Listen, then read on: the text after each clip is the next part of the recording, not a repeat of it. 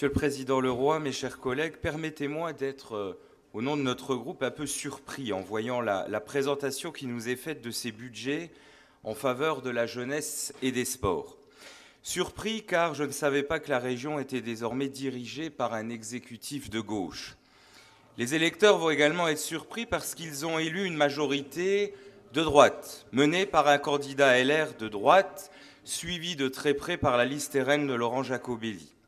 Aujourd'hui, vous êtes entre deux, entre la Macronie du en même temps et l'extrême gauche comme la NUPES de cet hémicycle avec des idéaux wokistes, sans parler de cette écologie punitive. On y reviendra avec les expériences de jeunesse.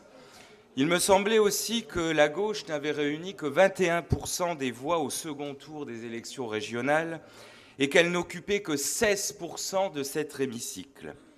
Notre commission sport et jeunesse devrait pourtant faire consensus et unanimité. D'une part parce que nous attendons tous la même chose pour le sport, c'est-à-dire permettre à nos sportifs d'être les plus performants dans des conditions d'exercice les meilleures, sans irruption idéologique ou politique. D'autre part parce que la jeunesse et plus généralement l'éducation doivent être préservées de toute propagande.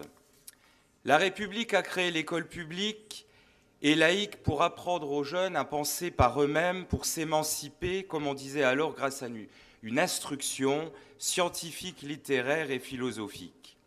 C'est justement une émancipation intellectuelle qui leur permet par la suite d'appréhender le monde librement avec une interprétation certes subjective, mais néanmoins réfléchie. Quel est le rapport avec ce budget, me direz-vous, Madame Debord ? La politique régionale de la jeunesse poursuit encore et toujours ce processus.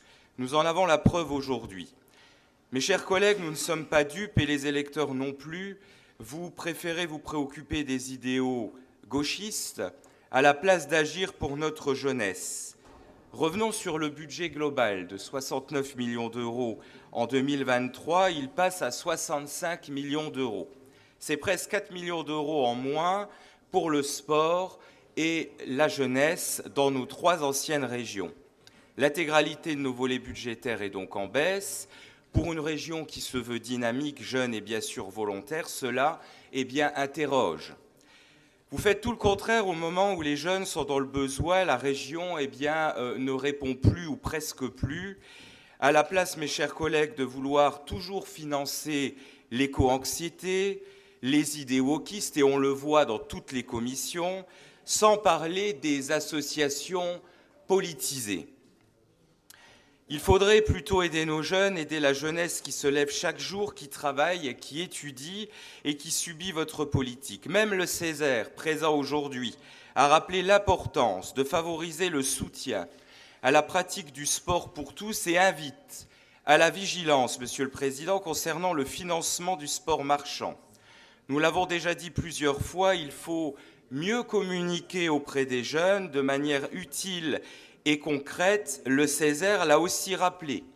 De plus, le Césaire attire l'attention du Conseil régional sur la nécessité d'accentuer les actions pour lutter contre la précarité des jeunes et préconise de prendre davantage en compte les problématiques liées à la santé mentale. Depuis des années, nous avons alerté sur la précarité. Arrêtons cette propagande de masse dans les écoles et la rééducation des cerveaux. C'est l'éducation à la tolérance, dites-vous, qui est en réalité de l'éducation à l'intolérance contre tous ceux qui ne pensent pas comme vous. Et on le constate d'ailleurs à chaque séance, ici, en voyant le peu de considération que vous avez pour votre opposition, surtout celle du Rassemblement national. C'est bien ça la tolérance que vous prétendez inculquer aux jeunes ? Oui, Monsieur le Président ? Il va falloir conclure. Ah bah oui, je vais finir. En menant clairement une politique de gauche, Monsieur le Président, pour finir, vous trahissez vos électeurs qui n'ont pas voté pour ça, qui ont voté pour une liste soi-disant de droite. Je pense qu'ils s'en souviendront. Merci.